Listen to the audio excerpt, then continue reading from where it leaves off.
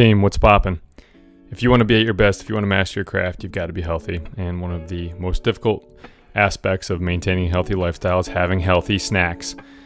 The sponsor of our show is Baruka Nuts. Barukas.com, Barukas.com. If you type in code Jakob, Jakob, you'll get 15% off your first order. Go get you some healthy snacks so you can be at your best. All right, cool. I like to keep the ads quick, but I do love them. If I had some right here, I'd be munching them.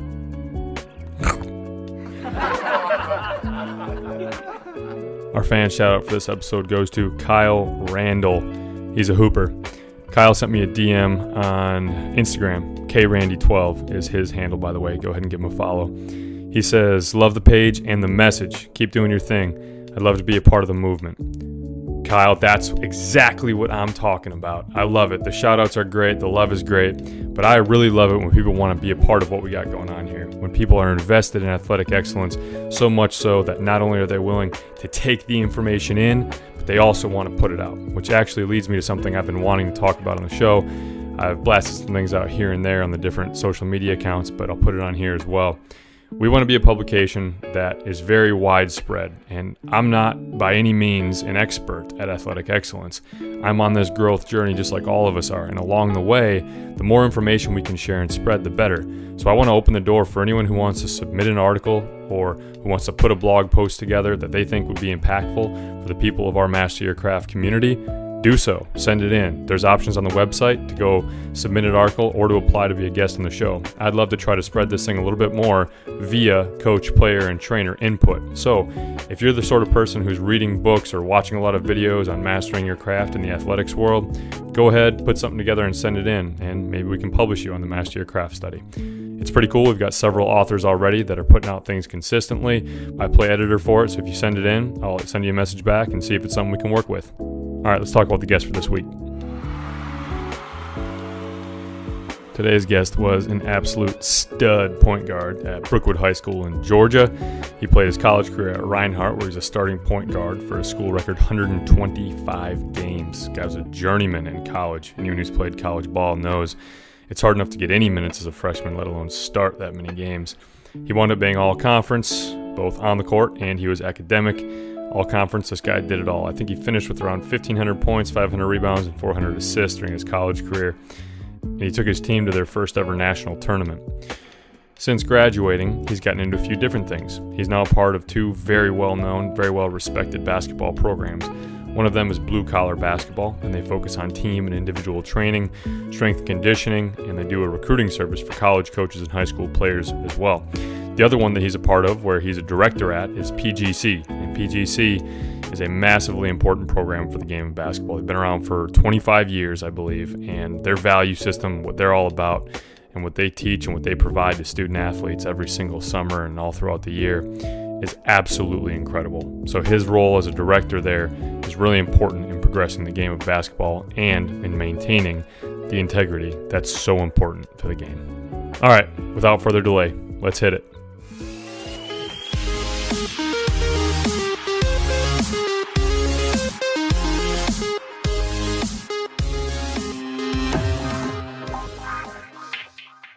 Sam, welcome to the Master Your Craft study. How you doing today? Jacob, doing great, man. Thanks for having me. Absolutely. This is an exciting one for me. Your basketball background runs very thick, and there's a lot of different people that I know are familiar with the programs you work with. So I'm excited for this one. This is going to be great. Let's start from the beginning. Tell me about your playing days. You were likened to me as a fellow journeyman in the college basketball world because of how many games you played and started. Tell us a little bit about your playing background. Yeah, basketball means a lot to me, and I've loved it since I started playing. I had an older brother, so I was always in the gym. Similar to probably most people that fall in love with the game, just love being in the gym, love shooting hoops, love being out in the driveway. And, always fell in love. Played other sports, but as I moved into high school, zeroed in and became basketball exclusive. And, played 4 years of high school ball and went on and played in college. And similar to you, after graduating college, got right into coaching and coached at the college level for 8 years. And then the last 7 years, my family moved back to Atlanta, and I've run been a part of 2 basketball companies. I run blue collar basketball, and I work for and with PGC Basketball. So that's kind of like the big macro overview. And, you know, I don't know if you have some follow-up questions, or I can dive into the deeper spots of it. What would work for you? Let's talk about your playing days in college specifically, because I know in high school it tends to be a little bit fickle. You're just not quite as engaged or understand the process of development or the game on a deeper level like you do when you start to get to college. You played for 4 years and started, I don't want to get this wrong, but you started all 4 years. And I don't know if it was every single game or not. How do you think that you were able to get yourself into such a high level role right from the beginning? What sort of characteristics did you have as a player that really made your coaches fond enough of you to give you the reins that early? Good question. And I think part of that answer lies actually, we need to rewind it back to high school for a moment. Yeah, so sure. I share this story often. My freshman year in high school, I was a 30-30 guy. Mm-hmm. Okay. Not 30 points, 30 assists a game. Okay. That was 30-30 guy is somebody who goes in the game when you're up 30 or down 30. And so, I didn't play much. My coach thought I was, I was a 3rd string point guard. We only had 3 strings on the 9th grade team. And obviously I thought I was better than that, like most kids do. You think you're better than what, maybe others or the coach. But I learned it really didn't matter what I thought. It mattered what the coach thought. After the season, I'm in the office with my 9th grade coach and with the varsity coach. And my high school varsity coach, he's won like 8 state championships, still coaches to this day. And being a young 14, 15-year-old kid. And, but he said, Sam, look, if you want to be a part of this program, not like be in it, like be a part next year, you better do this, this, and this.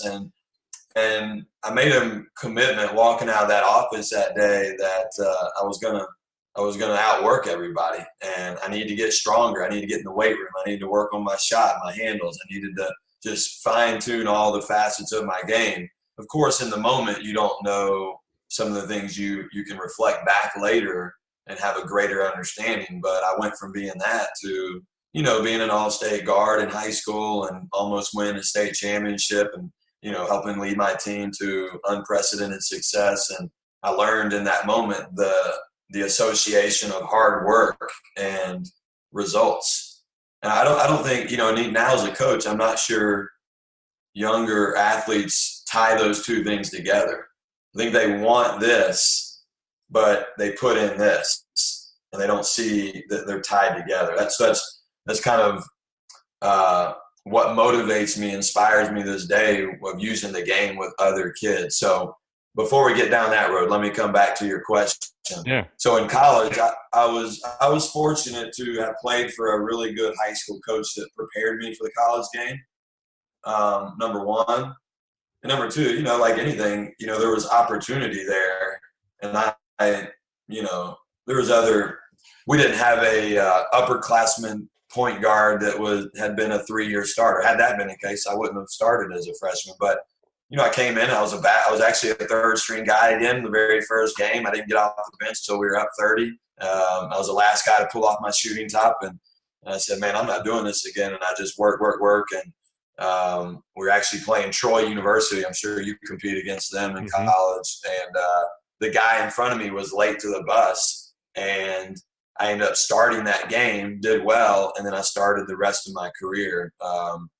And so that to answer your question, like anything, I attribute it to, what I learned up that point being college ready. Freshmen come in at different levels from a mental intellect standpoint, physical skill set, physically ready, with their body. So those are all factors. You were more mentally ready, I'd say, just by hearing some of what you touched on. 2 things, and we can get back to this first one especially, but the fact that you equated hard work to some sort of results, you understood that already heading in. Most people don't get that until later in life, and then also the fact that whether or not you understood the value of opportunity and its intricacies, you were ready for it. So there's a lot of people in your situation who may have been given a starting spot or given an opportunity to play because of the blunder of someone who was in front of them. but not everyone can look back and say that from that point forward, I never relinquished that position. And so I think you probably were more mature or more ready in that scenario to be there. Now let's go back and talk about that, because this is something that I've spoken with several guests about. I would argue, and you might even agree with me, but I would argue that the hard work equals success, or hard work will give you results equation is something that I think everyone understands. I think that it's something that everyone, no matter how mature you are, knows to be true. But what I don't think is the case for everyone is that not everyone has the experience to really train you to make that stick. You know, if you ask any high school player or college player, they'll probably tell you, well, yes, hard work is how you win games. Hard work is how you earn your spot. But then almost none of them can let that come to fruition. Yeah, two thoughts as you were talking. One is, well, we all have different definitions of hard work. That's true. That's so very true. What one person sees, they think they're working hard, or I might think, no, that's not really that hard. You're not working that hard. So I think that's where coaches, mentors, parents can help young people come to understand that, right? Two is, I partly agree with what you said, partly maybe push back. Like, I'm not sure everybody does associate hard work with success. Let me give an example. You know, I live in Atlanta now and work with a lot of different players and teams, high school, college, now or even middle school youth and stuff. But let's keep it at the high school level. There's players that I work with now that they're Division I players, some high major, maybe mid-major players, that their ability and their effort and workload at 60% is better than their teammate who's going at 100%. And I don't know, like, when that happens, what is that young person to think, unless they have just tremendous character and home upbringing? Like, they're saying, why would I need to go any harder? Why would I need to listen to this coach if I'm already beating these guys? I'm already got college. I got double-digit scholarship offers at my current work output. That's where I might say the experience that player has had. So they've not already been conditioned to think that way. And the experience they're having is actually working against their benefit, because they're experiencing a lack of hard work and equating that to saying, oh, I can have success without working hard. And it's interesting, because I think that stems from things like family systems, or, especially siblings are more likely to adopt that earlier than later. But you tend to see it a lot. The prima donna attitude with players as they're coming up always winds up giving a lower ceiling to those players. But who was it for you, or what sort of coaches or players? You mentioned your brother were good mentors for you. Who was it for you that you looked up to that kind of made some of that stick, that taught you what it was? I would say as a player, there was a guy that was about 7 or 8 years older than me at our high school. And he went on to play at Clemson University and, averaged 25 a game his senior year, and was the best shooter to this day that I've ever been around and seen. And he shot like 54% his senior year from three, just ridiculous. And so I got to train with him in my younger years of high school, after he had already gone on, finished college, and was playing professionally and working out for some NBA teams. And, I saw that everyday commitment that he did, and then training with him, seeing him go in the weight room, seeing him come in and get hundreds of shots up, and then playing with him and him.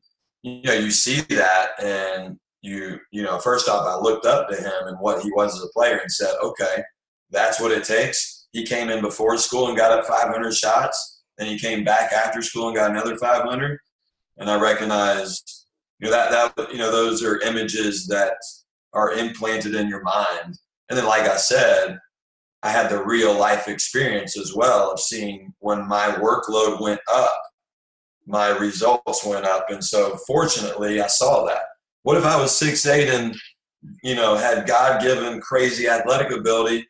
I wouldn't be who I am today. Like, I probably wouldn't have had to work as hard for it. Now, when you combine really good athleticism, height, genetic lottery, like you hit the genetic, like, and you got that mindset, that's when you see special players, right? That's when you see a Michael Jordan, Kevin Durant, all these special players we watch on TV. That's right. And maybe that's where we can transition this a little bit now, because that's really, when you boil it down, the role that a coach should be playing, right? That's what a coach or a trainer is there to do. Is, well, obviously there are the specific skills and drills that you're putting players through that are sport specific. But beyond that, the more qualitative approach to a coach's duty or role, if you will, is to make sure that you're instilling some of those qualities into players. So let's talk about blue collar, your personal basketball program, and then let's also talk about PGC. And because I know there's probably some carryover in the value system here, and I'm going to pull up PGC's value system because I've got it right in front of me. But go ahead and talk about that. What are the different values or things that you consider to be important, or that you guys hold true in your training? Yeah, thanks for asking. And so blue collar basketball, yeah, there is some crossover. There's in what we teach at PGC, what we teach at BCB, there's definite crossover. And so, yeah, what blue collar basketball, I'll start there. So I always had a pull, Jacob, towards player development, going back to the story I've already shared, and seeing what it can be done. Because basketball, it goes deeper for me than just, dropping 20 in a conference game or getting some sort of individual accolade. Like, as I've gotten older, I've come to appreciate what I learned from the game: discipline and work ethic and sacrifice, commitment. Cliche words, right, that everybody throws around, but very real to me. And, I value being a part of a team. I value being a good teammate and having good teammates. And I want that to be the case with blue collar, and that is the case with PGC. Phenomenal culture in place. But what we want to train players on is this: we want to help them become more skilled players physically, and then we want to help them become smarter players mentally. That means better decision making. And then maybe a third and fourth component would be better intangibles: how to be a great teammate, how to be a better leader, and then fourth, how to be a tougher player, a more competitive player. And some people will say, well, you either got it or you don't. And I disagree. I think some people in their upbringing might be inherently more competitive. Maybe they were a younger sibling and they were always had to fight for it. Or maybe, there's a lot to be discussed on that, right? But I do believe you can train competitive.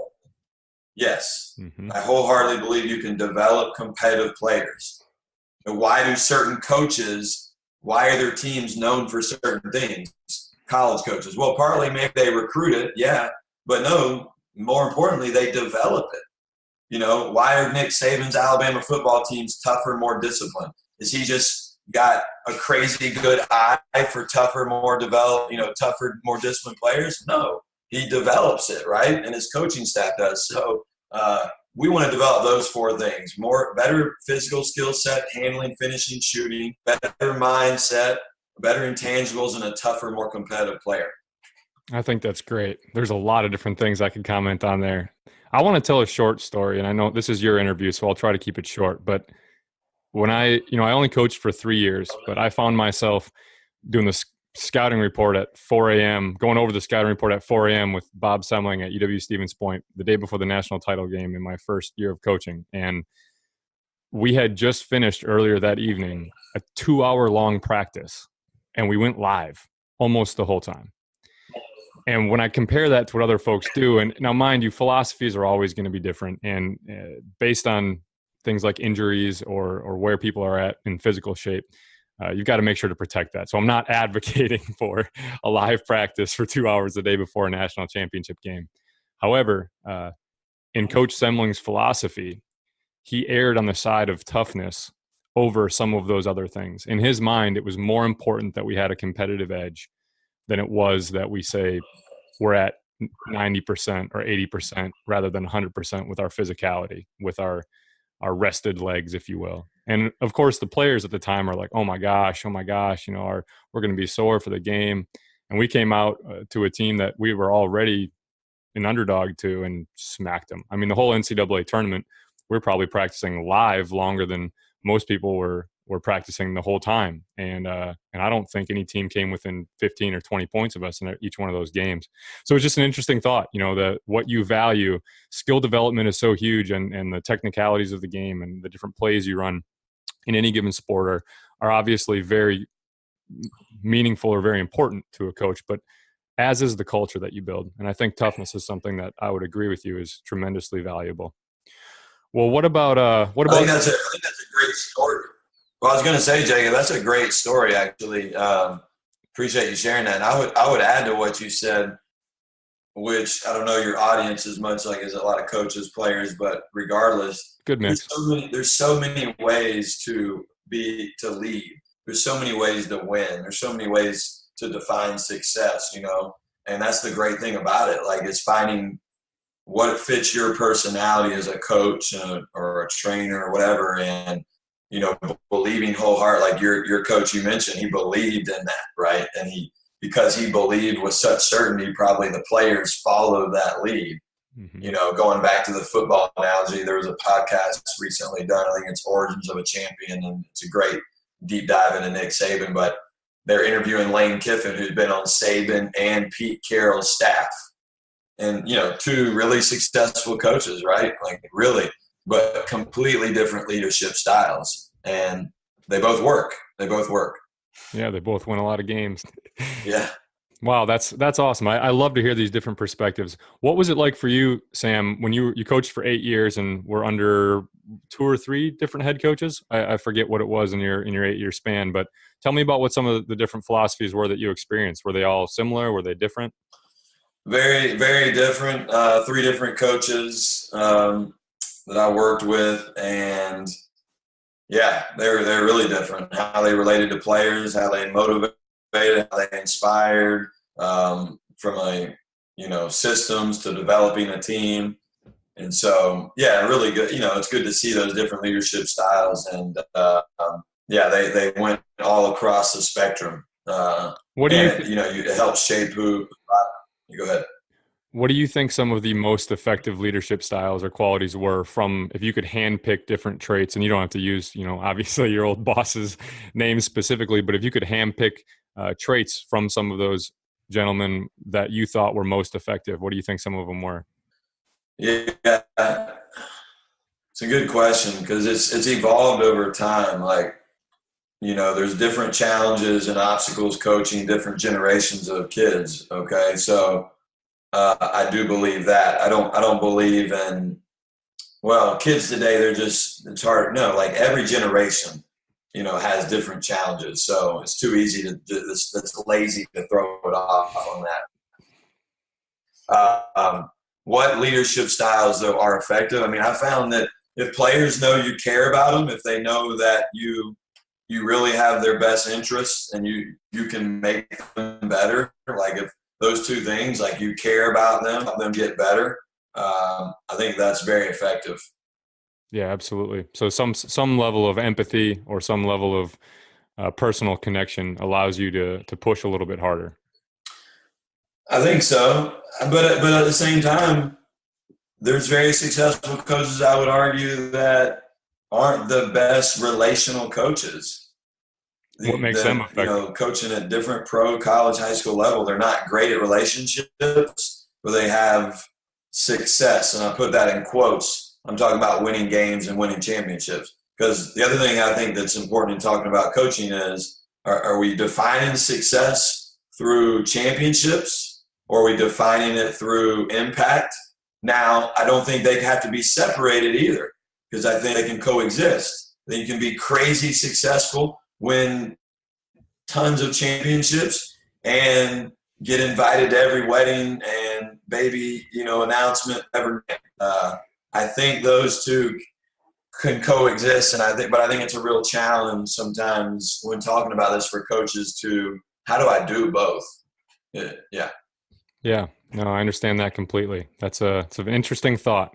Now, specifically, let's talk a little bit about PGC's values. And of course, this is probably a system that's been in place for some time now. I want to say I read somewhere 25 years.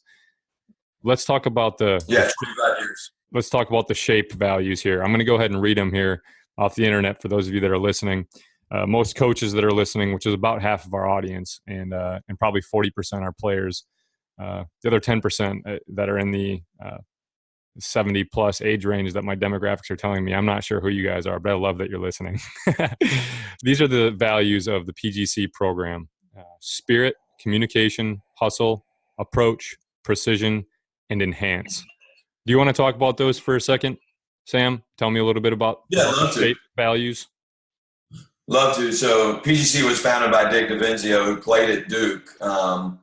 25 years ago. We were talking pre-show about North Carolina, and so the acronym S.H.A.P.E is the foundation of PGC. It's what we teach at all of our. So PGC, the core business is our summer camps, 5-day, 4-night experiences with high school, college players, and middle school as well. And but the S.H.A.P.E acronym is the foundation of everything. And I love it because it sums up everything you would want to do with culture of a program.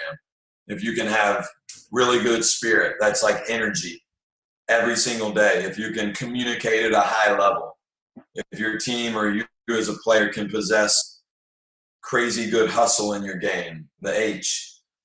What's your approach like?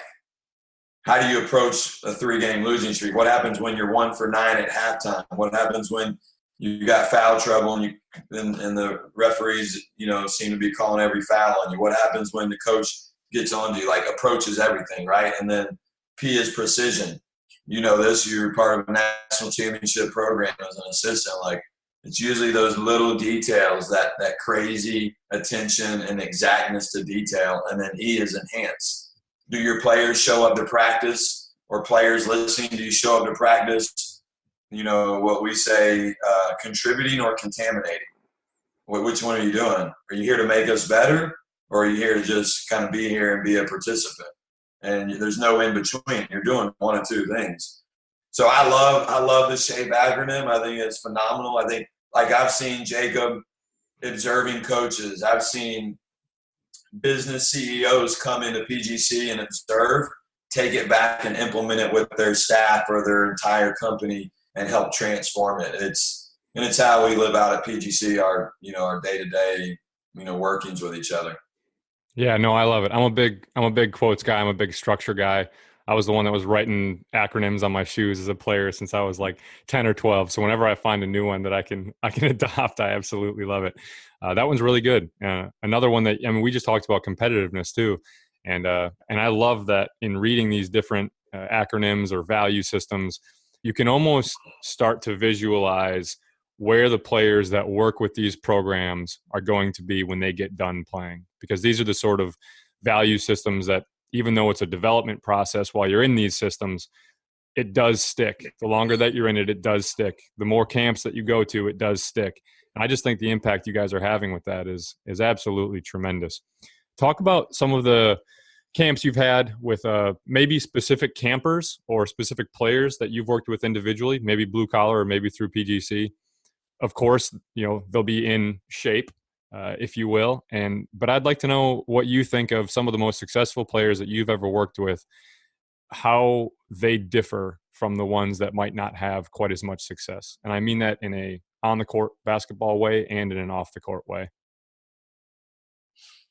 Yeah, great question. There's a philosophy we use with our blue-collar basketball, and it's called the 3D philosophy. The 3D stand for this: dream, direction, and discipline. And, where I go to church here in Atlanta is one of Andy Stanley, who's a phenomenal communicator and preacher here in Atlanta. We go to his church, and I kind of stole one of his quotes and twisted it to my own, which is, discipline and direction. You like quotes, right? So here we go. Discipline and direction, not intention, determines our dreams and destiny. I'm going to say it one more time. So discipline and direction, not intention, determines our destiny and dreams. And so what that means is, like, it doesn't matter how bad you want it. It doesn't matter how bad I want it. It doesn't matter what my intentions are. What matters most is, what am I doing today to move towards it? And that's really what it comes down to. Running a business, being a part of a team, being a family man, whatever it is, it matters what you're doing. It doesn't matter that I want to be a great husband if I come home every night and tell my wife she sucks. Like, I'm not doing it's not going to work. So what I found with the players that we've had, I use this often with our current players, BCB athletes, that is, like 3 years ago in the off season, I don't do as much individual training anymore, but I worked with 4 different players who went on to be region players of the year, all-state, college scholarship from the D3 to the high major D1 level. And I found that they had all 3 of those. They had a dream or a goal. And I don't think dream and goals matter. It's good to have a spot you're going for. And then the second is a direction. Well, that's the plan, right? Like, how are you going to get there? So you know this. Most players go in the gym and they don't really know what they're doing. They shoot a couple free throws, maybe a couple layups. They go over, take a picture on Instagram, say I'm grinding, go back and shoot some more. And there's no plan. Like, hey, I'm here to get better at my mid-range pull-up, or I'm here to get better at my floaters or my finishes or my three-point shooting. And so we are always preaching the play, like, have a plan. And then once you have the plan, this is the third and the most difficult component, which is discipline, doing what you say you're going to do. And there's a young lady I worked with PGC, Jakob. It's been 4.5 years now. I was doing a shooting college up in Queens, New York. And she came up to me after the first night and said, Coach, I want to play at the Division I level. And I looked at her, and first off, she was like down there. She's 5'1". And I thought, okay, you know how many times I've been told this. So I said, well, you better get a plan together, and you better be tough as nails. And I got home 2 days later, and in my inbox email, she had emailed me her 350-shot workout she was going to do 6 days a week. She put the plan together. Well, she's going into her 4th year at one of the top Division I academic institutions this year right now. And, she's been a starter, averaged 12 a game as a junior. Well, she was able to achieve her dream because she had a plan and she had the discipline. That's unbelievably impressive. What was her name again, Sam? Her name was S.C.H.A.P.E. What school is she at? She goes to Dartmouth. That's exciting. I think getting a chance to work with players like that is always invigorating for a coach, because it's the sort of thing that you hope that all of your players will take with, and you know that not every single player you ever coach or every single player you ever train as a trainer is going to be able to take the different value systems or cultures that you're trying to teach and spread and take them seriously. But when they do, it's extra special. It's the reward that we kind of all look for as coaches and trainers. It's the ever existing struggle I have, because you want it so bad. I've had to learn how to, as a coach, like, be careful not to be too aggressive and intense with it, because that can, I think, push players away too. But then you can't be too passive. Like, I was in the gym last night. We had 2 Division I coaches in there working with this team here in Atlanta. And there's about 4 to 5 guys in that gym that are or could play Division I basketball. And let me say this too, like, whoever's listening. I may be mentioning some Division I. Like, I didn't play Division I, I played small college ball. I don't think, like, it's D1 or nothing. I know you play Division I, and I think that's great. Go for the highest level. But I want to make sure I say that, like, just using this as reference points, right, or context. Like, but there's these kids that want to play. And last night, I know, because I've sat there in the gym and watched and like, as a college coach, and a couple of these guys just aren't investing the energy, the effort, the commitment that they're going to need to achieve that. And there's a gap in what they want and what they're doing. And so you're constantly trying to close the gap as a coach. Yeah, absolutely. I want to talk again about discipline, or the taking action part. This is a non-master your craft study thing, but I have a personal blog as well. And I just wrote about this, where the idea that creativity means nothing, right? Flying means nothing without feet, because you can't even take off, right? You can't, there's no, everything that flies has feet or wheels. And I think that that's something a lot of players tend to do, is they tend to dream, or they tend to have a goal or a trajectory that they visualize they want to be on. But when it really comes down to it, it's the ones, and they can't go one without the other. You can't think lowly of yourself and have no dream or vision or goal whatsoever. But you have to have that. But it's equally as important to be able to take action on it every single step of the way. You can't have one without the other. It will not work.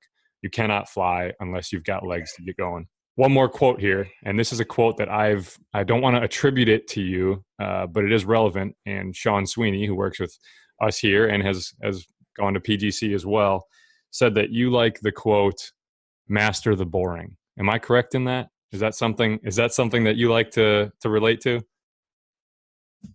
Yeah, it is. It's something we What does that put mean? on our t-shirts. Master the boring means it means to master the fundamentals. It master the simple things that most people know to be true, but they don't have the discipline to execute because they get bored. They know they need to work on their left-handed finishes, but they want to work on the 14 dribble step back three. And they haven't mastered a step back, or they haven't mastered a crossover, but they're working on a three dribble combo move. And so I think most players get bored by that. And I say master the boring, change your mindset. It's what the greats, I use Kobe and Michael, right? Michael Jordan. They were elite athletes in their prime. In their later years, they weren't the best athletes, but they were the best players. Why? They had phenomenal footwork. They mastered the boring. They mastered the fundamentals. So that's what I mean by master the boring. Love that. That's a proponent that we need to try. I'll definitely be talking about that with future interviews, because as a proponent of mastering your craft, that's like the sexy way of saying it. But master the boring is probably the more practical way of saying it, because it really is about that detail. Look at that. We put it on all of our shirts, our B shirts. So I need to get myself one of those T-shirts. Master the boring. I like that a lot. Yeah. All right. Only a few more questions here, and then we're going to wrap it up. There's a lot of these subjects we could touch on and go on and on, but we're going to have to call it a day here soon. Tell me a little bit about some suggested media, whether it be books or leaders in the community, television, documentaries, podcasts, things that you suggest for players or coaches or trainers that they can tune into or read that you think would be worthwhile. Outside of Master Your Craft podcast? Yeah, outside of this one. Yeah,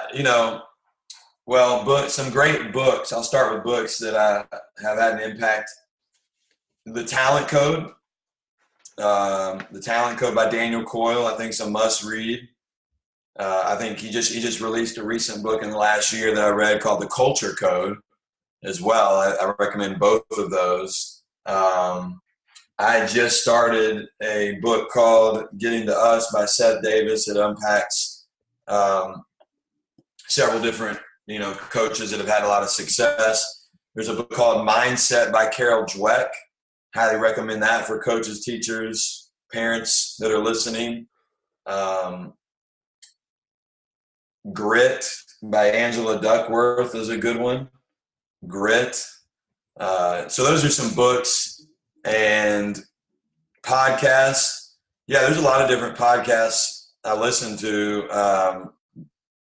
I would say like the Hardwood Hustle is really good. Me and you talked about that before we got on. Absolutely. Drawing a blank on a couple of the other. Oh, there's Finding Mastery by Michael Gervais. Like, I don't know if you've heard of him, but he's a Seattle Seahawks sports psychologist, and he's got some great interviews with some of the best in the world of what they do. What else? I've listened to health and business stuff. I don't know that I'd be for your audience. That's all right. Yeah, I think anytime you can just fill your mind with YouTube videos, podcasts, anything that's going to stretch you. I usually do that when I'm working out, when I'm driving. I don't ever listen to the radio. Some people say, well, Sam, you need to just listen to music, man. Enjoy life. I probably do. I do listen to music here and there, but I just prefer to consume content. And one of your questions you sent over right before we jumped on, well, I can't remember which one it was, but there also is an element, as you know, like I've seen a lot of people just consume, but then don't go do. Like the best teacher is experience. Like how do you master your craft? You can't read your way into becoming a better shooter. You can't read your way into becoming a better coach. Like the only way to become a better coach, a better player, is going out and actually working on your craft and putting in the reps. Like there's no substitute for real experience. That's better than any book.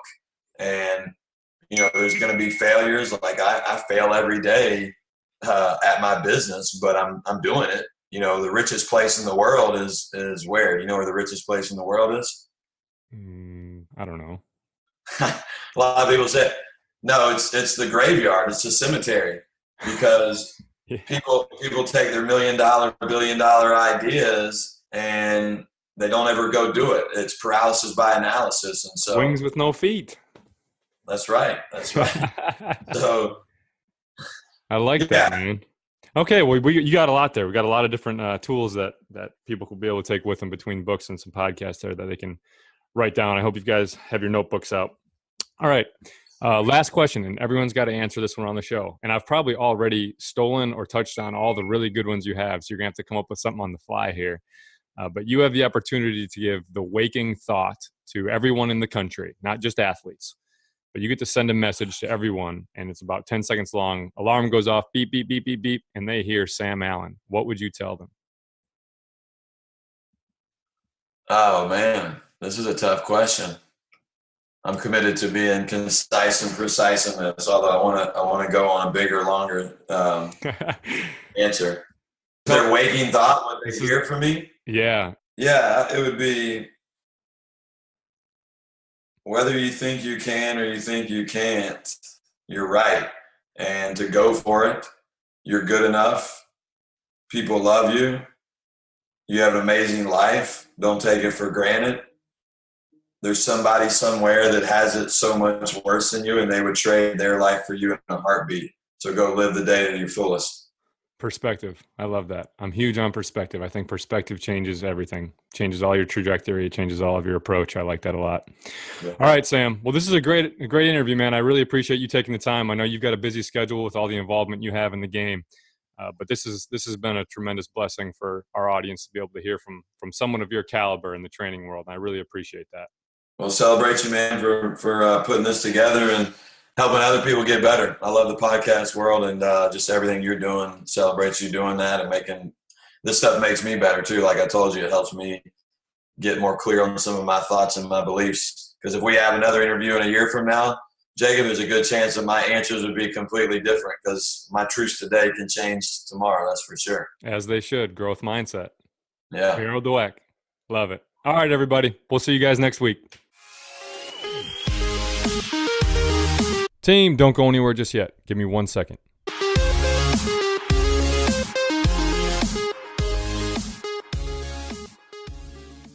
From the very bottom of my heart, and on behalf of the MYC team, thank you so much for listening. This labor of love is something that I believe can bring a lot of different value to coaches, athletes, and trainers out there.